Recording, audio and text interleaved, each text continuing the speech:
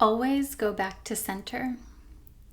Train yourself to go within instead of going outside of yourself when manifesting your heart's desire. When a strong emotion comes up where you don't know what to do next, then go back to your center. Ask Spirit and wait to receive. Welcome to your weekly astrology forecast for July 8th through the 14th. The theme this week is fate versus free will. And those are some notes from a training that I did with my mentor quite a few years ago, and I thought it was a very appropriate sentiment for this week. I'm excited to share with you the astrology of this week. My name is Shauna, Neo-Feminine Astrology. I am a counselor, coach, and astrologer, and a few different things happening this week. So very first, in the beginning of the week, Monday, Mercury will conjunct Mars. Mercury is freshly retrograde, stationed retrograde on Sunday the 7th, and in the sign of Leo. And so it's very important, this particular transit of Mercury conjunct Mars, because it's happening at that station point at the same degree that Mercury has just stationed retrograde. Mercury as a planet symbolizes communication, thought processes.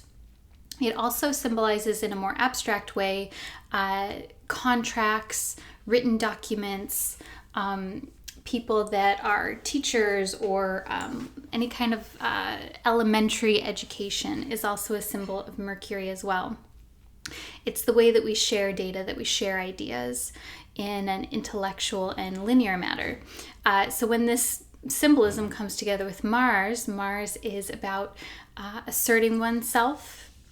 Mars is about physical vitality and energy, and it's also about fighting for something. And sometimes that can involve going towards something in a combative or confrontational kind of way, and sometimes that can look like setting a boundary or creating some kind of like cutting things out in some way. Mars is also associated with any kind of work that involves sharpness. So these two coming together, especially in the sign of Leo, it is a bold and dynamic kind of feeling. So I would pay attention to how it is that you're feeling mentally, like what's on your mind, what is it that you are especially interested in evaluating and contemplating over these next few weeks while Mercury is retrograde. This is going to be especially valuable for you if you look at where you have Leo in your birth chart, so what house it occupies, because that will give you more information on where these themes are most present for you. The other piece of this week that's happening is the Sun will make aspects to Saturn, Pluto, and Neptune. So we're still in the midst of eclipse season. The Sun is in the sign of Cancer. And this means, of course, that the Sun is going to be opposite Saturn first, and then Pluto.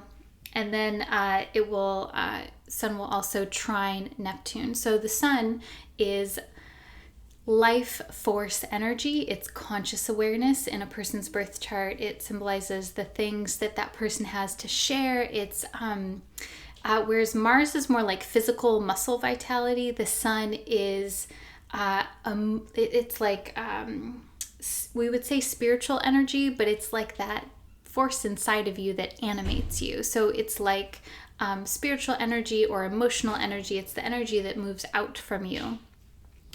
To a certain extent, it's also can be associated with personality as well, because it's those that part of you that is here to be shared in the world. When we're talking about transits like this, the Sun will illuminate things. It will bring things to light, bring things to consciousness, bring things to awareness. And it can also simply serve as sort of like a focal point, something for us to draw our eyes toward in a symbolic way. So this week, the Sun is drawing us to Saturn. Saturn is about responsibility, diligence, duration, devotion, and it's about doing things that are stable towards a long-term goal, long-term foundation. And so we're talking about an opposition. This means, of course, that Saturn is in Capricorn. When there's an opposition, it can feel like you need to make a decision or a choice between something and something else. It can also mean that the themes will show up more in relationship than internally. Sun opposite Saturn can feel like sometimes someone is doing something that makes you feel responsible or need to be responsible. It can be a challenge to the ego as well, because Sun is associated with ego. I find Sun, Saturn, and especially Sun, Saturn, Pluto can be associated with power dynamics. And so those themes may especially come up this week. How it is that you assert your power, your sense of ego, especially for a person who is highly sensitive. People who are highly sensitive tend to have a softer sense of ego or sense of self, that they are working on firming up boundaries and firming up who it is that they identify as.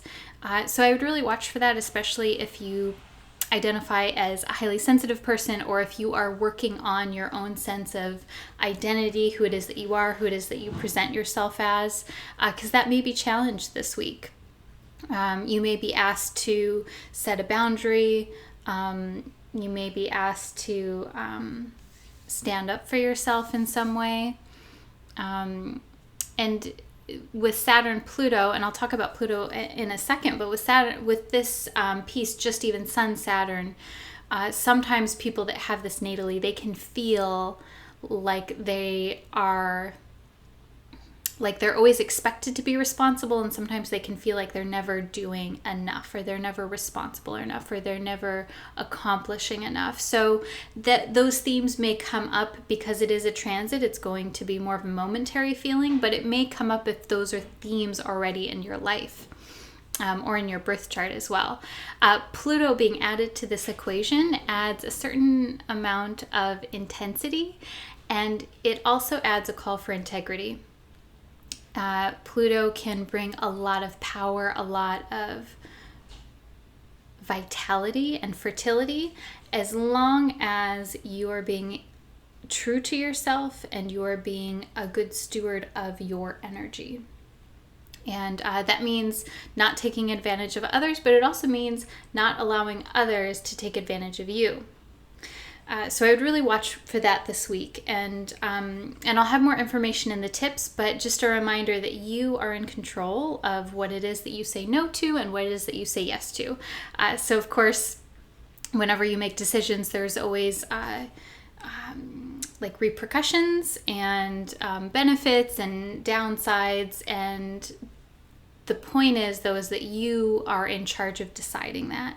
And often Sun, Saturn, Pluto, especially in opposition like this, will bring up reminders where maybe something, like sometimes a theme of sacrifice can come up. And so it may remind you of where you've made a sacrifice, and to redevote yourself to what it is that you're doing consciously. Or maybe it's too much and you decide to shift things a little bit. That leads me to the next piece of this transit. This is tied in with the first quarter moon.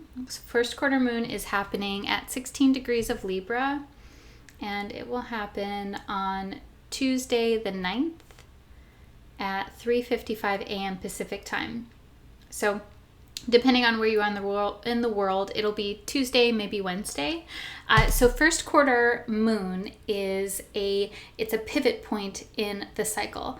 It's still a waxing, growing, forward moving kind of energy, but it symbolizes a time where there's kind of like a crisis point or a decision point, or there's something where you need to kind of either like decide to be all in or to shift things a little bit.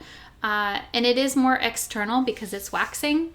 And this ties into the Sun, Saturn Pluto because it's in Libra, so it's making a T-square.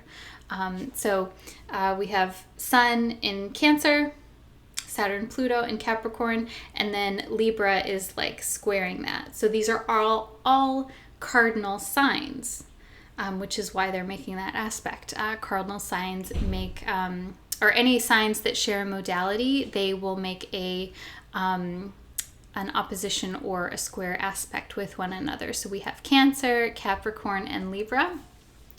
Cardinal signs are about initiation. They're about starting something new. There is a movement to cardinal signs.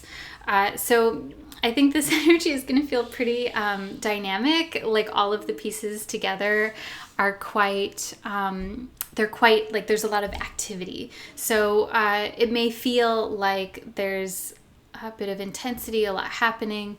And I've titled this week Fate versus Free Will because it may feel like things are out of your control a bit, or like there are expectations of you to perform or to act or to do in a certain way. And those may be very real requirements of you. And you have a lot of power in this situation. These energies, it is a strong theme of power. The first quarter moon being in the sign of Libra.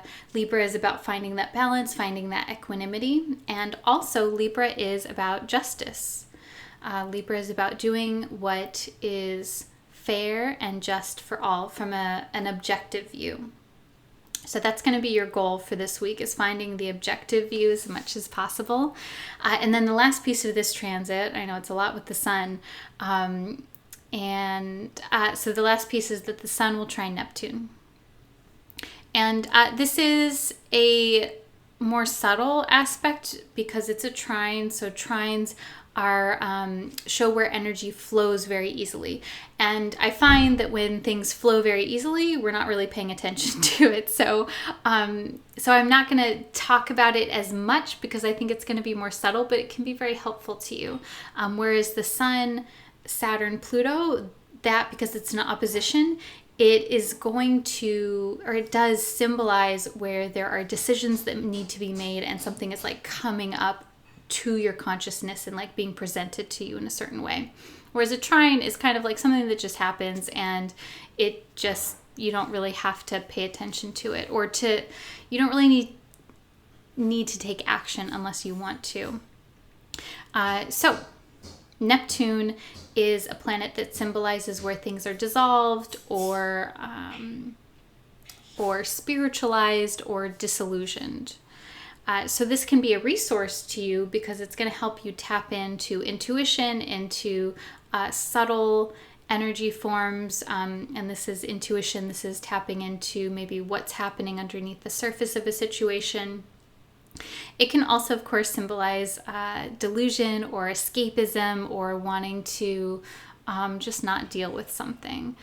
So again, this is a trine, so I don't see it as being a necessarily problematic transit, but I would, because there's so much that's intense that is around power, I would really watch how it is that you approach difficult situations. If you have an instinct already to check out, which is a Neptunian tendency to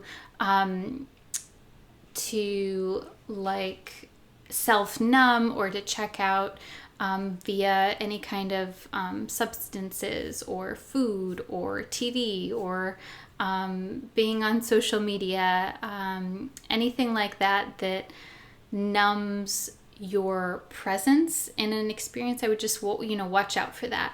The flip side of Neptune, of course, is meditation, spirituality, creativity. Those are all helpful outlets during this time.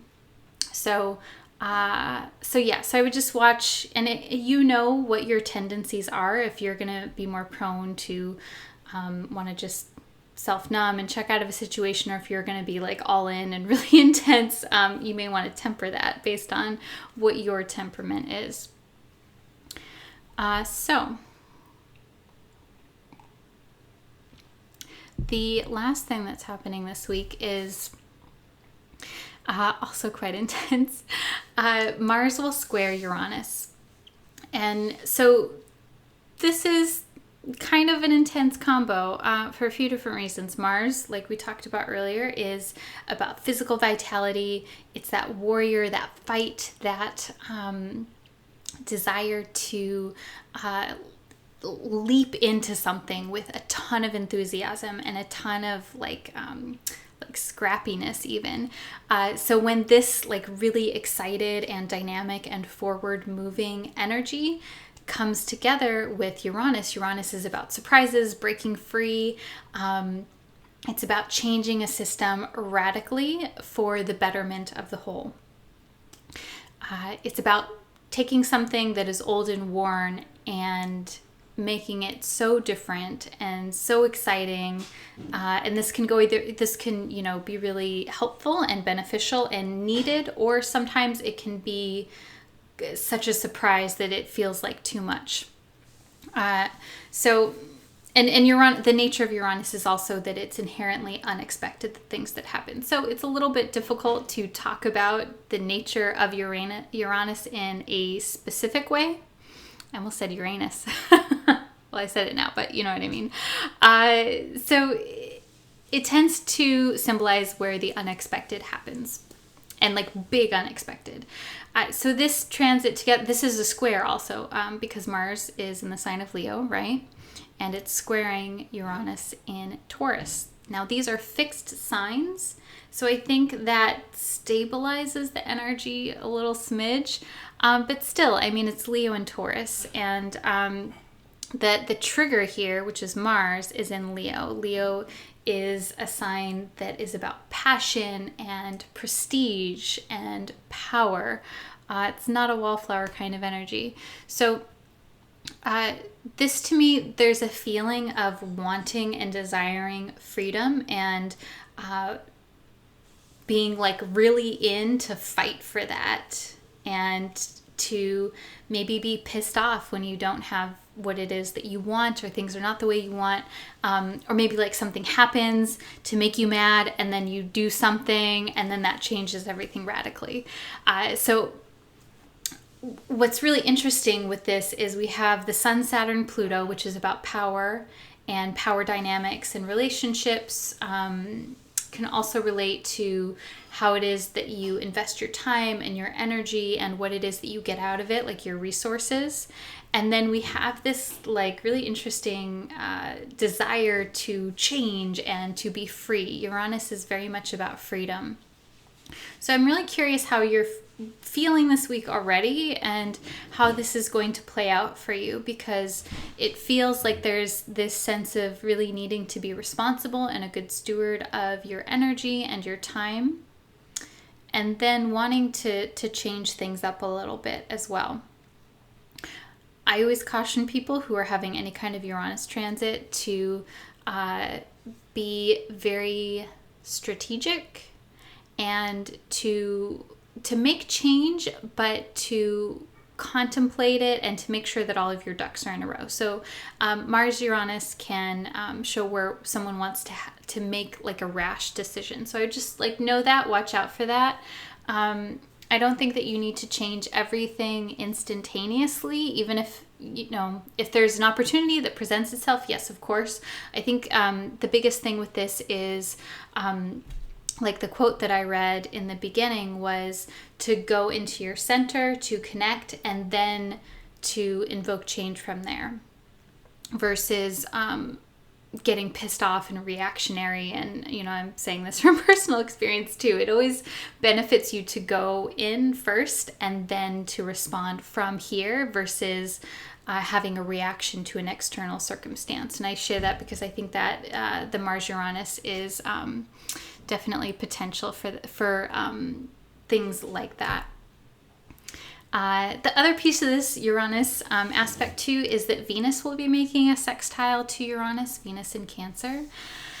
And this is a super helpful aspect, Venus sextile Uranus. It's a more subtle aspect like the trine. It's more about taking advantage of an opportunity. So I would look for places where you can reinvent and especially around Venusian kind of things like relationships, money, love, beauty, art, anything like that that's gonna help you feel more free. Like those are the kinds of opportunities that I would lean into. And so it's interesting because we do have these resources here. We have Venus as a resource with Uranus to change things. Resources, love, beauty, aesthetics. And then we have Neptune as a resource. Neptune with the Sun trining Neptune. Those resources of creativity, of meditation, energy work even. So I would keep those kind of like tucked in your back pocket. Those kinds of things are going to be helpful for you, even if it's just bringing a sense of comfort when it feels like things are overwhelming. I'm realizing I'm making this week sound kind of intense, and I mean, I don't know, it might be that way. You might like breeze through this week. Let me know. Let's see. All right.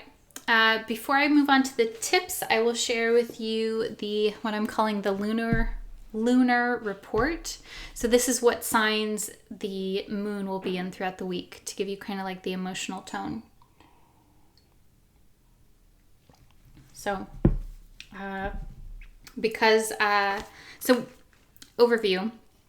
Lunations for the week were in the waxing phase, and reminder, we are still in the eclipse season. The sun is in the sign of Cancer. The north and south node are in Cancer and Capricorn.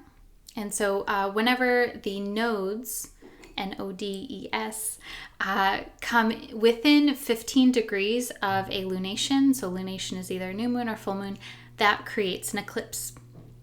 And so we have those about twice a year. We just had our new moon solar eclipse on Tuesday, July 2nd at 12:16 p.m. That was at 10 degrees of Cancer. And then the full moon lunar eclipse is happening next week. That's at 24 degrees of Capricorn. And it's Tuesday, July 16th at 2:38 p.m. So we're right in the center now of this. And right in the center, we're having the moon in the sign of Libra, Monday and Tuesday this week. And that's when we have that first quarter moon in the sign of Libra. And I would really pay attention to those issues of power dynamics and justice early in the week. Wednesday and Thursday, the moon will be in Scorpio, which is more intense, can feel more emotionally intense, and it can be a great time for self-reflection, contemplation, any kind of research work, or like investigating things, going deeper into things. And then Friday through Sunday, the moon will be in Sagittarius, which is a much lighter energy, much more about exploration and learning and adventures. And so I think the tone of this week as it moves on is going to feel like really intense, like upfront, heavy loaded. And then Friday, Saturday, Sunday, I imagine is going to feel a little bit lighter. We do end the week on Sunday with the sun opposite Pluto. So we'll have to see how it goes, because sun opposite Pluto is quite intense, but I feel like we're getting the more like dense aspects, so to speak, up front, and then where there can be like this sense of freedom that happens as the week goes on. But again, you'll have to tell me how you're feeling. So yeah, that's what I want to say about that. And then I'll speak more about the lunar eclipse in next week's forecast. Before I go to the tips, I do want to just mention Mercury retrograde a bit more. I talked about that in last week's forecast, and I also just made a video specifically about this Mercury retrograde for this month, with some tips and talking about the significance of the aspects that Mercury will be making and the sign. It's in Leo and Cancer for this retrograde. So if you want to dig more into that after this video, you can watch that. All right. So, tip number 1 for this week is to be responsible. Boring, I know. This is because we have Sun opposite Saturn. We have Sun opposite Pluto. And we have this like exciting energy of Mars square Uranus. So Sun opposite Saturn is like totally about being responsible, about doing the right thing. And when it's in opposition, it's extra important that you are embracing the symbols of Saturn.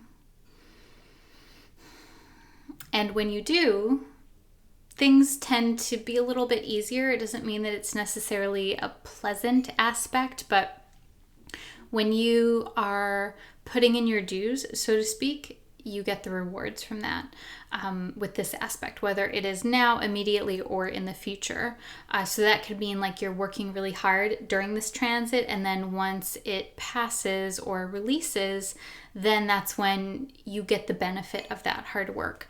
The caveat to this is that it needs to be being responsible in a way that is in your best interest, or that is authentic to you, and that's because of the Pluto piece here. So I would notice, like what your workload is like this week, what your commitments are there things that you're working on and committed to where it's like you're working too hard, or you're working harder, not smarter? I would look at that, because it's good to work smarter, but not just to work for the sake of working. So that's tip number 1, to be responsible, caveat, be a good steward of your time. Tip number 2 is to be authentic. I realize that's very like classic catchphrase, and like, what the fuck does that even mean? So I say that because of the Pluto piece here, and also to a certain extent the Mars Uranus. I think it's important to really be clear on what it is that you want, and to voice that. Not just with your words, but with your actions. So what are you saying yes to? What are you saying no to? How are you spending your time? And does that align with what it is that you're working towards? Tip number 3 is to find temperance this week. Find a sense of balance. And a part of that is because we do have 2 different energies. We have like the more serious tone of the Sun, Saturn, Pluto. And then we have like this fiery energy of Mars, Mercury, and Mars, Uranus. So finding kind of like a balanced way to either switch off between these energies, or to find a way to bring them together, or to find different outlets at different areas of your life. This is going to be helpful. So that's tip number 3, to find temperance, to be strategic about things in this way. All right, so I'm actually going to pull a few tarot cards for you for this week. And so as I'm shuffling, if there is a specific question or topic for this week that you want to know more about, you can hold that in your awareness, or this can just be a theme for the week for you. And what I'm doing today that's a little bit different is I'm going to select 3 cards. And so you can pick a number between 1 and 3, or you can have all 3 cards apply to you.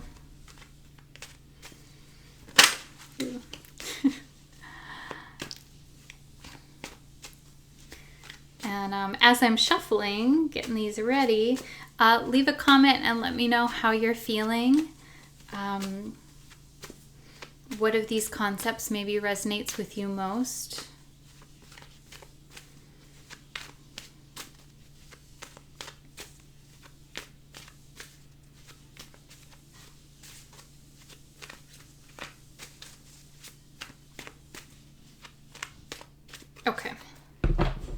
So now pick a number between 1 and 3. Or if you feel called, you can have all 3 apply to you. I wanted to do this to just make it feel a little more personal. I mean, I realize these are general forecasts, but it's always, oh, these are good cards. All right.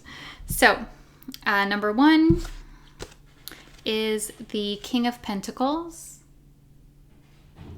Strong, strong card. So king cards in the tarot are about authority. They're about power. And when you're looking at this card, I want you to notice the feelings that you have and associations that may come up for you. Pentacles is about material world, wealth, possessions, and just any kind of tangible. It's like tangible real life stuff. So this, and I pulled this reverse.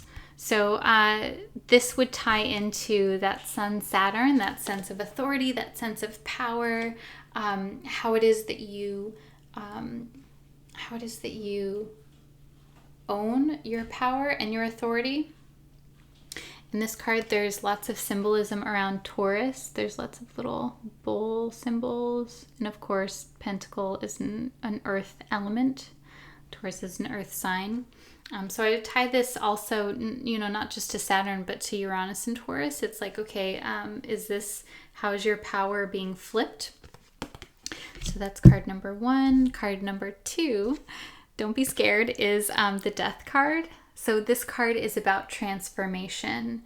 It's about the birth, death, rebirth process. And it's actually a very auspicious card. It's a sign that there is something that is changing, something that is falling away, and something new that is coming in. Death, the Death card, the death energy is immediately before a new birth or a new awareness. So quite an intense card. Again, look at this card and notice what comes up for you, what feelings you have, what associations you make. This card I also pulled reverse. And so I would notice, is there a change, a transformation that you are resisting, or that maybe it feels like it's coming, but it's not quite time yet? When I pull a card reverse, that to me typically is either an inverse of the energy, like a flip of it, or like it's manifesting in a different way, or it's like just a potential. So maybe there is a transformation that is a potential for you, and there's something that you need to do or to become aware of in order to complete that, in order to allow that to happen. Then this is the King of Wands, card number 3. So 2 kings here. It's very fitting for the astrology. So King of Wands, king, again, is about power, authority, sense of like yang presence. I'm getting the word like dominant as well. And then the wands are about passion and fire and instinct. There's like on this, the Rider-Waite, there's like these salamanders also, and these have like a fiery element to them, an element around instincts. So this card I also pulled reverse, and so if this is the card that you picked, it would be a sign of, okay, how is it that you connect to a sense of authority from a place of passion? And I think too, with all of these cards, are these energies that you're comfortable with? Is what I would question, because they are reversed. So even if you picked all of these cards, the sense of authority, the sense of power, the potential for transformation, for change that can be quite scary, or that can have you questioning your mortality. these are all things that you might not be comfortable with, and that's okay. The cards are coming up as a reminder to look at the energy and to see how it is that you feel and how things come up for you. So that is your astrology forecast for this week. I hope you enjoyed this. If you want to stay in touch with me, you can find me on Instagram, Facebook, or YouTube under Neo-Feminine Astrology. And of course, I do offer coaching, counseling, and astrology readings, so you can get in touch with me for that under neofeminineastrology.com. Wishing you a wonderful week, and I'll talk to you soon. Bye.